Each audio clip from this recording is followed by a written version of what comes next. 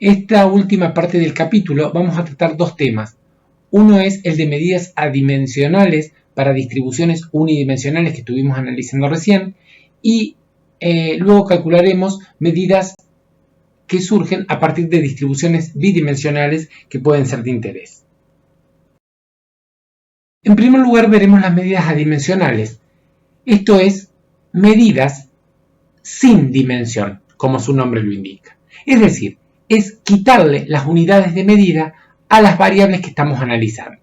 Y esto toma relevancia cuando en realidad queremos comparar, por ejemplo, dos conjuntos de datos que están medidos en distintas unidades. Por lo tanto, solo serán comparables si la unidad de medida no está involucrada. Algo de eso hemos hecho cuando calculamos el coeficiente de asimetría y el coeficiente de kurtosis. Dijimos que eran medidas relativas y eran medidas sin dimensión también. Dividíamos al promedio centrado de orden 3 y de orden 4, dividido la desviación estándar al cubo y a la cuarta, respectivamente. Entonces, le quitábamos las unidades de medida, simplificábamos las unidades de medida del numerador y el denominador. Lo mismo haremos aquí para dos medidas que tienen amplio uso, sobre todo las veremos más adelante, a una de ellas, que es el valor estandarizado. El valor estandarizado es una medida de posición relativa y tiene la finalidad de reducir los datos a una escala en común, realizando sobre la variable una transformación que la llamamos estandarización, donde a un valor o a cada observación x sub i se le resta la media y se la divide por la desviación estándar. Y se obtiene así un valor z sub i llamado valor estandarizado. Ese valor estandarizado queda expresado en unidades de desviación estándar. Así, por ejemplo, si z sub i me da un valor 2 positivo, está indicando que x sub i está a 2 desviaciones estándares de la media. Otra medida, también adimensional, es el coeficiente de variación. Y es una medida relativa de dispersión. Refleja la desviación estándar como porcentaje de la media. Por lo tanto, esta tampoco está expresada en la unidad de medida de los datos con los que se trabaja. Es útil para comparar la variabilidad de dos o más conjuntos de datos, sobre todo si están expresados en distintas unidades de medida. O bien pueden estar expresados en la misma unidad de medida, pero son tan diferentes que la comparación directa de las desviaciones estándares no es válida. Entonces, el coeficiente de variación se calcula como la desviación estándar de la variable sobre la media de la variable que estamos considerando.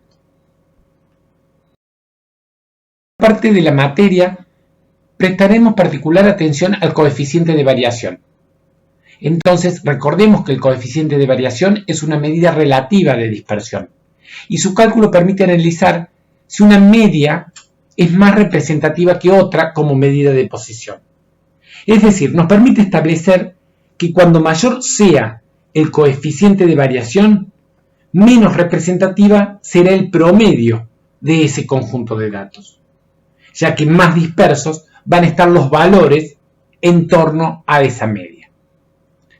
Consecuente con ello, nos permite observar si un conjunto de datos es más homogéneo o menos disperso que otro. Es decir, cuando el coeficiente de variación es más chico, eso está indicando que ese conjunto de datos es más homogéneo que el otro. Y también veremos, en particular en los prácticos, la aplicación de propiedades y qué sucede con la dispersión relativa de un conjunto de datos luego de aplicar situaciones como las que hemos visto para ejemplificar las propiedades de la media aritmética. Entraremos en la última tema del capítulo, que trata de medidas que surgen del análisis bidimensional. Recordemos que estábamos frente a un análisis bidimensional cuando analizábamos dos variables de manera simultánea. Veremos en esta parte algunas medidas que surgen cuando trabajamos con dos variables en forma simultánea o que nos permiten analizar esas dos variables de manera simultánea. Esas medidas a las que hacíamos referencia las podemos construir o calcular cuando tenemos dos variables que son de tipo numérica. En este caso, recordemos que para el ejemplo que veníamos planteando teníamos la cantidad de empleados como variable numérica y los aportes en miles de pesos.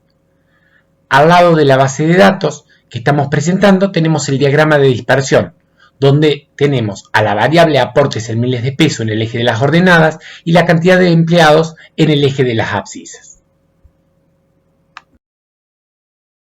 Bueno, cuando trabajamos con distribuciones bidimensionales para datos numéricos, podemos calcular medias aritméticas teniendo en cuenta distintos aspectos.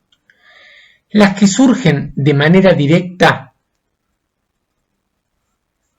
si estamos trabajando con serie simple, será el promedio de los valores de cada variable, que si pensamos en una tabla de distribución de frecuencias, son las que surgen a partir de los valores de la variable por la frecuencia marginal. Es decir, son las medias de las distribuciones unidimensionales y de ahí que toman el nombre cuando analizamos dos variables simultáneamente. Pero son las medias, insisto, de esas distribuciones unidimensionales de frecuencia que estamos analizando. Por ejemplo, la media de los aportes o la media de la cantidad de empleados. Las medias condicionales son las medias que surgen a partir de los valores de una variable condicionada a un valor de la otra variable. Por ejemplo, la media de los aportes para las empresas que tienen un empleado. Otras medias que se pueden plantear como relaciones funcionales a partir de dos variables. Por supuesto, esas relaciones funcionales tienen que tener cierto sentido.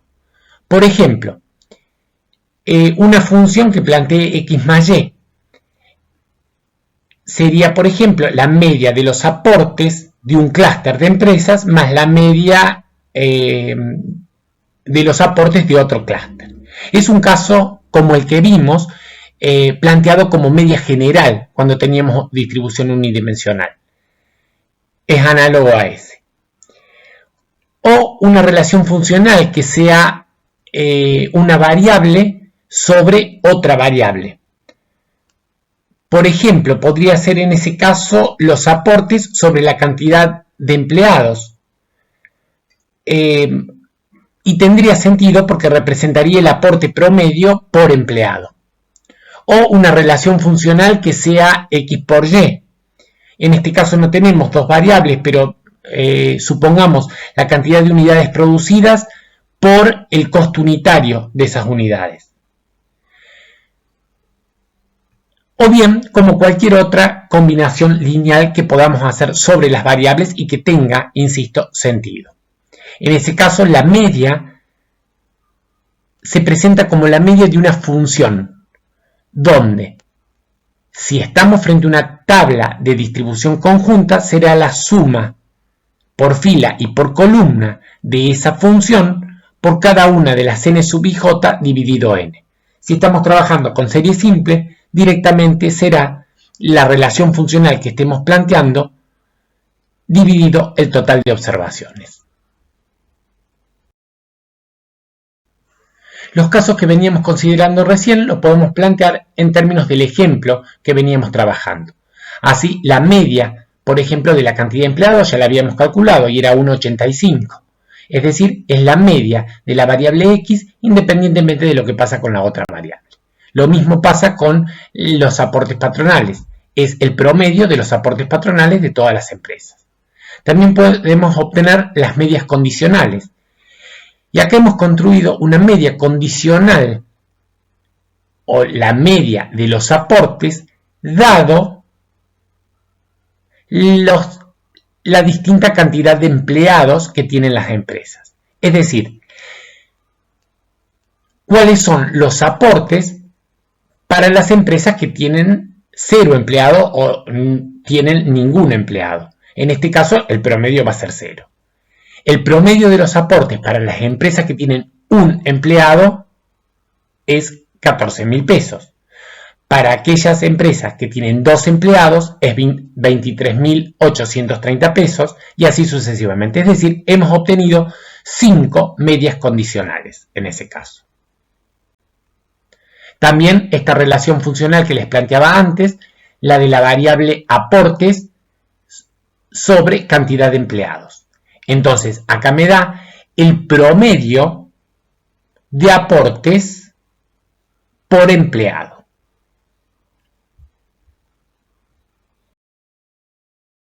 También tenemos medidas de variabilidad conjunta.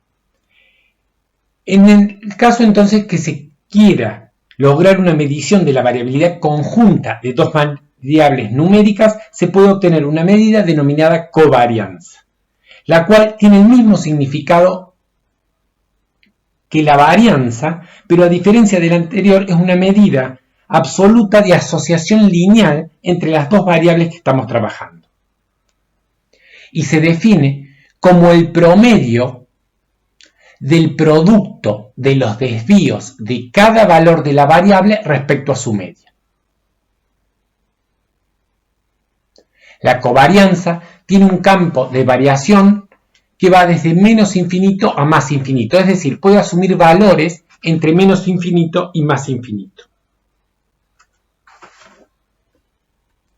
También podemos obtener una fórmula de cálculo rápido, tal como lo habíamos hecho para el caso de la varianza, y la covarianza de XY se puede calcular como la media del producto entre X y Y menos la media de X por la media de la variable Y.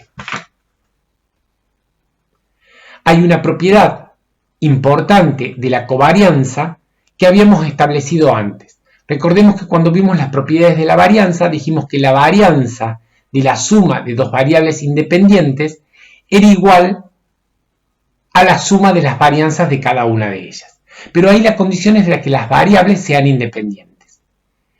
En el caso que las variables no sean independientes, la varianza de la suma de dos variables es igual a la varianza de una más la varianza de otra más 2 veces la covarianza de XY. Y en el caso que tengamos la varianza de una diferencia de variables, será igual a la varianza de una más la varianza de otra menos 2 veces la covarianza de XY. Tienen la demostración de esta propiedad en el material de estudio. Una aclaración respecto a esto. Si las variables son independientes, la covarianza es 0. Ahora, que la covarianza sea 0 no implica de que las variables sean independientes. Esto lo veremos de manera gráfica en la diapositiva siguiente. Bueno, analicemos la covarianza con los diagramas de dispersión para ver lo que sucede. Entonces, dijimos que si la covarianza es positiva, había una asociación lineal directa entre las dos variables. A medida que una aumenta, la otra también lo hace. Si la covarianza es negativa, a medida que una variable aumenta, la otra disminuye. Es el caso de la figura A y de la figura B respectivamente. Veamos qué sucede si trazamos la media de la variable Y que está en el eje de las ordenadas y la media de la variable X que está en el eje de las abscisas y representamos con esas dos líneas a cada una de las medias. Recordemos que la covarianza entre X y Y es el promedio del producto de los valores de cada una de las variables respecto a su media. Por lo tanto, lo que estamos haciendo es, fijémonos, ahí estamos exagerando un punto del diagrama de dispersión, pero lo que estamos haciendo es la diferencia entre el valor de ese punto menos su media. Eso está trasladado al eje de las abscisas. Esa diferencia luego la multiplicamos por la diferencia que hay entre ese punto y el eje de las ordenadas. Si lo trasladamos al eje de la variable y, obtenemos ese valor. Eso es lo que se multiplica en cada uno de los términos. Por lo tanto, ese valor me va a dar en el eje, el valor del eje de las abscisas menos la media, me va a dar un valor negativo. Y la diferencia que tenemos en el eje de las ordenadas va a ser positiva. Por lo tanto, ahí me da un producto negativo. Pero si se observan los puntos que me quedan en el primer cuadrante y en el tercer cuadrante son mayores. Esos valores, las diferencias van a ser el producto de dos valores positivos. Van a tener mayor peso, entonces la covarianza me va a dar positiva. El mismo análisis podríamos hacer para el segundo gráfico y vemos que los puntos se reparten entre el segundo y el cuarto cuadrante. Y esas diferencias en realidad van a ser negativas. Por lo tanto, a medida que aumenta una variable, la otra disminuye. Los gráficos C y D tenemos el caso de covarianzas próximas a cero. En el gráfico D, si se observan, los puntos estarían repartidos más o menos de manera parecida entre los cuatro cuadrantes. Por lo tanto, se compensarían y eso haría que esa variabilidad me dé 0. En el caso del gráfico C, lo que tenemos también es una distribución de puntos entre los cuatro cuadrantes que estamos armando a partir de la X media y la Y media. Por lo tanto, también se estarían compensando y eso me daría una covarianza cercana a 0. En el gráfico D, la diferencia es que no hay relación entre las variables y la covarianza da 0. Y en el C, no hay relación lineal entre las variables, pero sí podemos observar que hay una relación cuadrática. Por eso insistimos que la covarianza mide la relación lineal entre dos variables. En la covarianza se vuelve a presentar el problema de la magnitud en que están expresadas las variables, ya que esta es una medida absoluta de la variabilidad conjunta entre dos variables. El problema se puede subsanar construyendo una medida adimensional, de la misma forma que lo hicimos para las distribuciones unidimensionales. Para ello se divide a la covarianza por una medida o por medidas que tengan las mismas unidades de medida que la covarianza. En este caso se utilizan las desviaciones estándares de cada variable, surgiendo así una medida de variabilidad conjunta llamada coeficiente de correlación. Este coeficiente es una medida del grado, entonces, de asociación lineal entre las dos variables. Su valor varía desde -1 a 1. Si es -1, hay una asociación lineal inversa, es decir, a medida que aumenta una variable, la otra disminuye. Si es cercano a 1, existe una relación lineal directa. A medida que una aumenta, la otra también lo hace. En el grado de que no haya asociación lineal, el valor va a estar próximo a 0. Es decir, el 0 indica ausencia de relación lineal, pero no indica que no exista relación de otro tipo. En la presente diapositiva se exponen las covarianzas y las correlaciones. Esta es una manera habitual en la que se suelen presentar los datos. Acá tenemos que analizar el primer segmento que tiene la cantidad de empleados con la tercera columna que tiene los aportes en miles de pesos. Ese valor que aparece 0,967 es el coeficiente de correlación. Siguiendo para abajo, el segundo valor es la significación, pero eso no lo leeremos ahora, lo dejaremos para estadística 2. Luego tenemos la suma de cuadrados y productos cruzados. Esto es, en realidad, el numerador de la covarianza. Luego nos da el valor de la covarianza y el tamaño de la muestra que estamos considerando. Otra salida que presentamos, tenemos directamente los coeficientes de correlación. De nuevo, en esa columna tenemos 0,96, 7, que es el coeficiente de correlación, y la cantidad de observaciones, que es 20. Miremos acá que se ve más claramente. La correlación entre la cantidad de empleados y la cantidad de empleados, mirándola por fila y por columna, es 1. Y es obvio porque es la correlación de la variable consigo misma. Hasta aquí entonces llega la unidad 2. Hasta aquí entra al primer parcial de la materia. Los invito a ver los videos de práctico, como siempre, y a resolver las actividades del material de estudio.